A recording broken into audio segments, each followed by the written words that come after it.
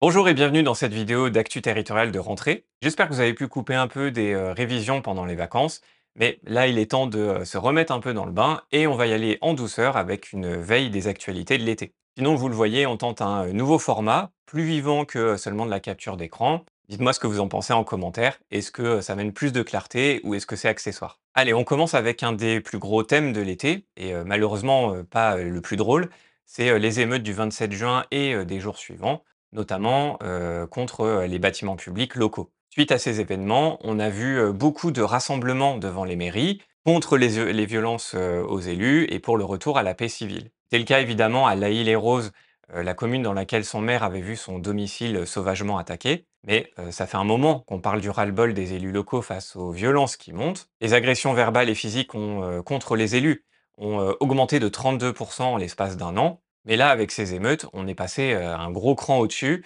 et ils appellent l'État à mieux les protéger. Après le temps du choc et des rassemblements, on a vu que les maires ne partageaient pas tous les mêmes remèdes à ce mal profond qu'est la montée des violences. Pour certains, il faut surtout plus de fermeté contre les jeunes ayant participé aux émeutes, y compris d'ailleurs envers leurs parents qu'il faudrait plus responsabiliser, et pourquoi pas d'ailleurs les faire payer en lieu et place des contribuables pour les dégâts colossaux et les pillages qui ont eu lieu dans ces villes. Ces maires ont pour certains pris des décisions allant dans ce sens, comme des courriers aux habitants qui réclament de dénoncer les émeutiers, des festivités annulées pour rembourser les dégâts, etc. Par exemple, le maire du Blanc-Ménil a annulé les événements habituels de l'été, comme la plage éphémère. Avec les économies réalisées, il souhaite faire réparer les équipements municipaux dégradés. Bah là, on a une réponse sécuritaire, mais d'autres maires ont une analyse plus sociale et pointent du doigt les problèmes d'accès aux soins, à l'éducation, aux services publics, etc.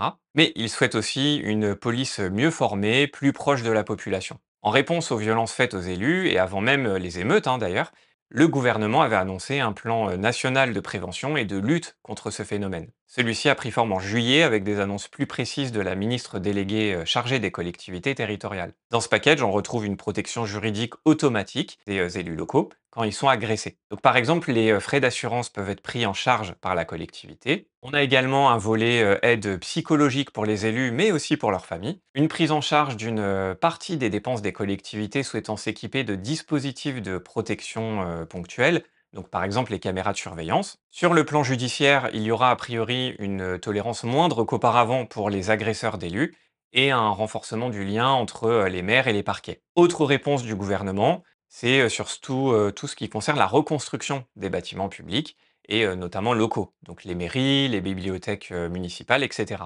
On a d'abord vu une circulaire être publiée courant juillet afin d'accompagner financièrement les collectivités touchées par les violences urbaines.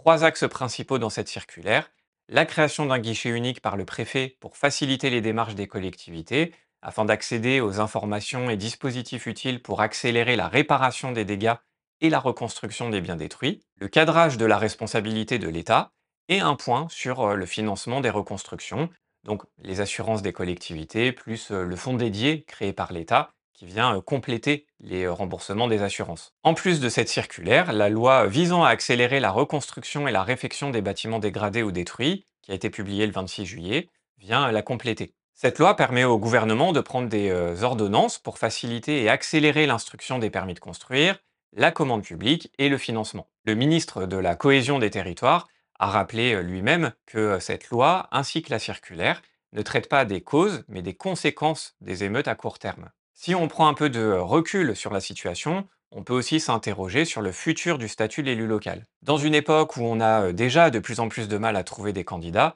certains parlementaires veulent une nouvelle loi sur ce statut, une loi qui serait transpartisane et qui pourrait voir le jour en décembre prochain. La ministre chargée des collectivités, Dominique Faure, s'est prononcée, elle, pour une refonte de la rémunération, de la protection et de la formation des élus locaux. Mais à voir par quelles mesures concrètes ça va se matérialiser. Autre sujet important de juillet-août, et bon, plus généralement de chaque été parce que plus visible, les répercussions du changement climatique. Au cours du mois, plusieurs départements ont été placés en vigilance orange avec des températures atteignant parfois les 40 degrés ou plus. Face à cette canicule, les collectivités doivent s'adapter pour protéger au mieux leurs administrés et leurs agents. Elles peuvent par exemple donner un accès gratuit à leurs piscines municipales ainsi qu'à leurs locaux climatisés, proposer des horaires élargis à leurs agents pour éviter de travailler sous la fournaise, je pense par exemple aux jardiniers, Sur les plages, par contre, on voit de moins en moins de douches par souci d'abaissement des consommations d'eau et de préservation des océans, avec les résidus de savon qui s'y écoulaient via les douches de plage.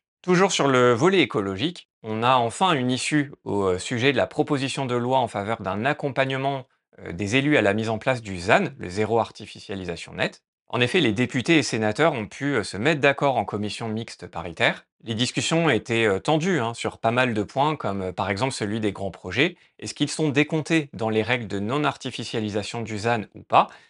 Et si oui, sur combien d'hectares? Bref, je vous refais pas le match, on en a déjà beaucoup parlé dans les dernières vidéos, mais je vous invite à aller lire l'article de la Gazette pour prendre connaissance des principaux points. Garantie universelle pour les communes de 1 hectare à artificialiser, projet d'envergure nationale mutualisé, etc. Mais je préfère vous le dire, hein, on va sûrement entendre parler du ZAN encore prochainement, puisque l'épineuse question des aides financières de l'État sur l'accompagnement des territoires pour atteindre les objectifs de décarbonation n'a pas été tranchée. Ça sera sûrement le cas lors de prochaines propositions de loi. Autre discussion en matière écologique au mois de juillet, c'est celle du projet de loi industrie verte. Celui-ci vise à favoriser les implantations d'usines décarbonées dans nos territoires. À l'heure actuelle, on en est à la première lecture et donc ça devrait encore bouger lors de la seconde lecture qui commencera en septembre-octobre. Et ce qu'on sait déjà, c'est que cette mesure touchera les collectivités puisque le projet de loi permet d'accélérer la prise en compte de critères environnementaux dans la commande publique. Si vous voulez en savoir plus dès maintenant, je vous invite à lire le dossier de vie publique à ce sujet.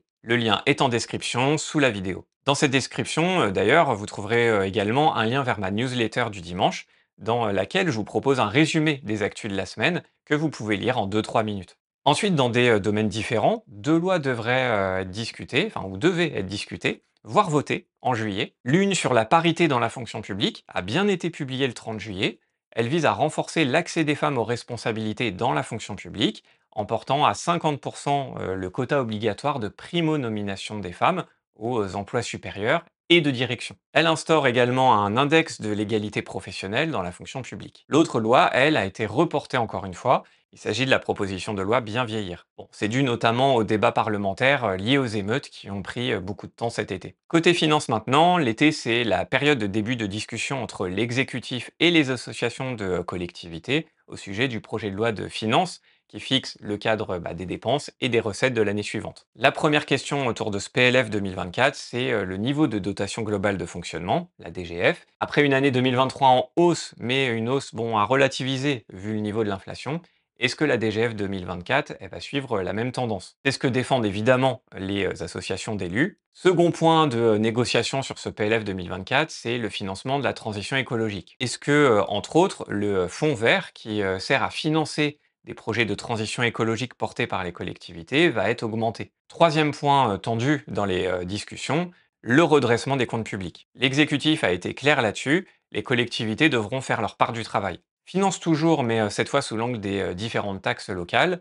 et ça bouge pas mal, donc vous pouvez être interrogé là-dessus. D'abord, la suppression de la cotisation sur la valeur ajoutée des entreprises, la CVAE, elle est encore reportée en 2027. Mais celle-ci devrait continuer à baisser progressivement d'ici là. Reste à voir comment les collectivités auront une compensation de cette perte de recettes, peut-être par une fraction de TVA ou d'autres choses. La taxe d'habitation, elle est aussi sérieusement remise en cause, hein, vous le savez, mais celle sur les résidences secondaires existe toujours et les règles du jeu changent. Un certain nombre de communes du littoral ou en montagne, hein, par exemple, pourront délibérer sur une éventuelle hausse de cette taxe d'habitation sur les résidences secondaires. Enfin, concernant la taxe foncière, qui a explosé dans certaines villes comme Paris et Grenoble, la DGFiP nous informe que c'est pas une tendance généralisée, puisque près de 85% des villes ont voté la stabilité. Autre sujet habituel de rentrée dans la territoriale, les ressources humaines. Concernant le pouvoir d'achat des fonctionnaires, en plus de la revalorisation d'1,5% du point d'indice, les RH vont devoir gérer l'extension de la prise en charge des frais de transport qui passe de 50% à 75%. Mais aussi la reconduite de la JIPA, la garantie individuelle du pouvoir d'achat, ou encore le prochain versement de la prime exceptionnelle. Pour la prime pouvoir d'achat, en revanche, il faudra encore patienter dans la territoriale, puisque les collectivités doivent d'une part attendre le texte officiel prévu pour septembre, puis que l'autorité locale acte l'octroi de cette prime aux agents via une délibération. Entre ça, la suppression des chèques vacances pour certains agents Et aussi, bon, le traitement médiatique des, conséquences de la hausse du point d'indice au 1er juillet. L'accueil de ces mesures n'est pas dithyrambique chez, les agents locaux. Heureusement, côté, prévoyance, c'est plus positif avec, la signature entre employeurs territoriaux et syndicats d'un accord sur la protection sociale complémentaire des agents territoriaux.